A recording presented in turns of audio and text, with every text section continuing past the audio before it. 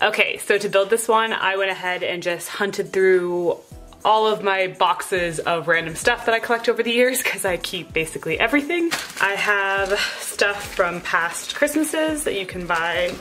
Clearly I've never used it. Things like these guys. I have white craft foam since I tend to usually find use for craft foam. Little flowers from the dollar store here. Fake snow. And then my two favorite things that I'm pretty confident I will be using for this are these guys, which are actually bridal decorations. I got them when they were on like clearance from a fabric store.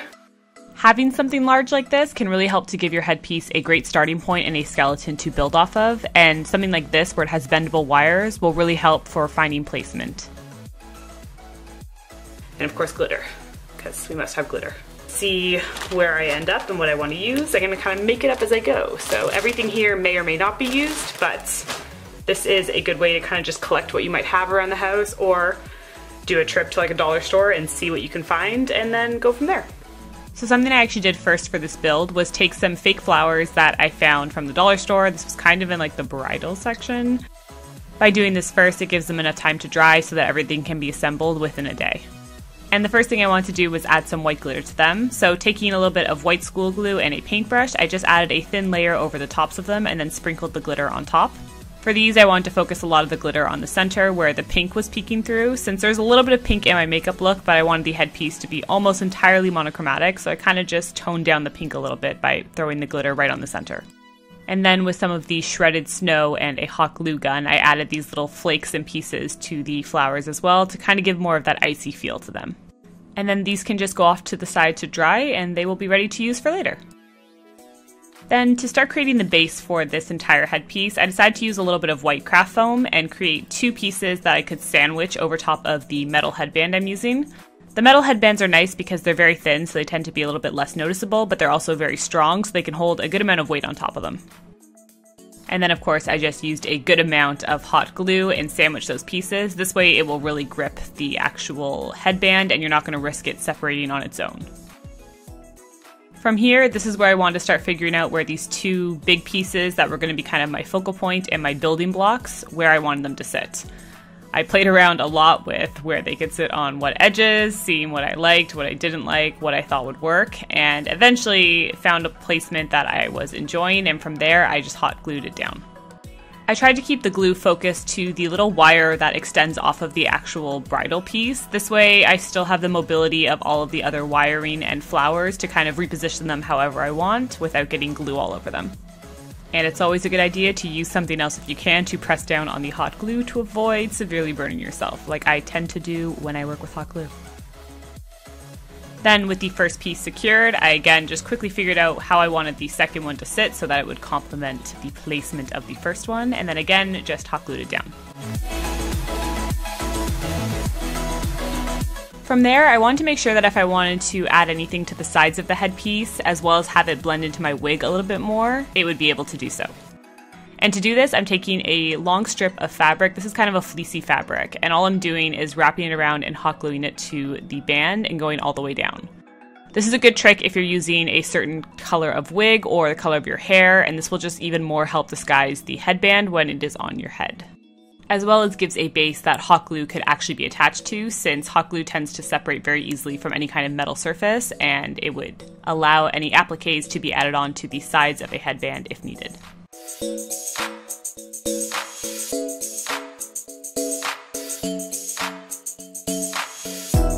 This gives you a great base to start building on top of. So going back to the other items I had collected for this piece, I started cutting up little branches from this wintry garland, allowing for a good number of individual branches while also cutting some larger chunks to fill in space.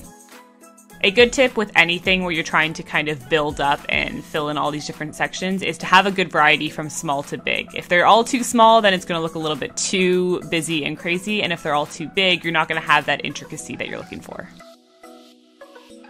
And something else I want to make sure I did before you just start gluing on all of the fun extra pieces is start covering this craft foam that is obviously still very visible. To do this, it's kind of nice that the pieces on top had a little bit of bend. I was able to kind of push them out of the way. And then I started taking these glittery leaves that were on a different piece of garland, and I started applying them all to the areas where the craft foam was showing. This will give a base that if you were to able to turn and move in different directions, you're just going to see more details and more winter decorations as opposed to a big square piece of craft foam on top of your head. And then at the same time as building up all of these little pieces, I decided to add in some more dimension by cutting off more pieces of the exact same garland and just kind of sandwiching them in between all of these leaves. It's a lot easier to do by just adding a dollop of hot glue to the ends of the branches or the little pieces that you're adding in, and then just kind of squish and sandwich them into these areas. These again are all just kind of different little cheats to make it look like there is a lot more going on this headpiece than just hot gluing a bunch of pieces down to a piece of craft foam. But in reality, that's all you're doing. So it's simple to just keep building up on your own and seeing where you think different pieces will fit in and can add a little bit more dimension and depth to the look. And of course, also important to pay attention to both the front and back of the headpiece, since this will probably be viewed from all angles when you move around, so you want to make sure there are no obvious points of how you built this. As you keep building, this just becomes a game of seeing where different pieces can go and add on to make the look come to life even more. Seeing what areas look unfinished or not filled enough, then adding little pieces. What areas don't have enough height or enough width to them, and adding extra pieces in. It kind of just becomes wherever you feel different things will work. And something else I did was cut long, thin strips out of craft foam and trim down the edges so they were a little bit more spiky. You could do the exact same thing with paper or even add ribbon and fabric in the same way. These just allow another way to add visual interest, especially since these are matte pieces right now while nearly everything else is shiny and glittery. And again, I played with the idea of having some pieces be incredibly thin or as thin as I could make them, and then having other pieces be thick and chunky. From here, I then brought back the flowers I had originally created at the very beginning and started placing them anywhere where I thought they would fit in. I was able to pull off the green pieces so I didn't have to worry about that extra color being added into the headpiece, but if they were there and you couldn't remove them, you could always just either paint them or try and cut them off to the best of your ability. And again, everywhere I added these, I wanted to make them like little mini focal points, so I just added a bunch of these strips of craft foam around the rows, kind of extending off of them like vines or stems would, and just use this as a way to frame them a little bit better. It's a good idea to constantly spin your head if you have a foam head that you're working on, just because it kind of lets you see areas that are looking a little bit empty and have gaps that you probably wouldn't notice from the front. And from there, it just becomes a lot easier to build up different sections that you think need a little bit something more.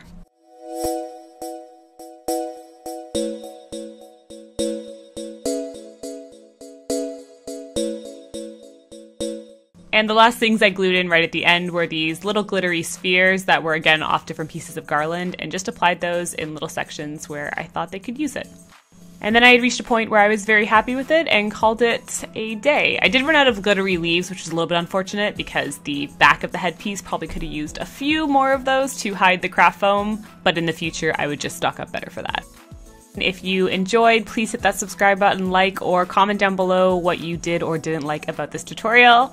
If you are interested in seeing the Winter Fairy makeup tutorial I paired with this headpiece, then I will have it linked below as well, so please check it out. But of course, as always, thank you guys so much for watching. I of course will see you next video, and until then, bye guys!